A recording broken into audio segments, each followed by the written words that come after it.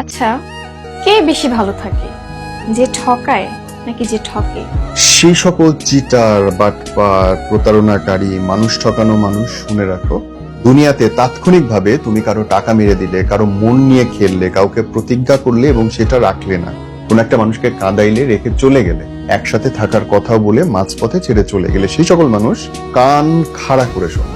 তাৎক্ষণিকভাবে সেই মুহূর্তে তুমি ঠিকঠাক জিতে যাবা, তবে তকদির, ভাগ্যের কাছে এবং উপরওয়ালার কাছে তুমি হেরে যাবে।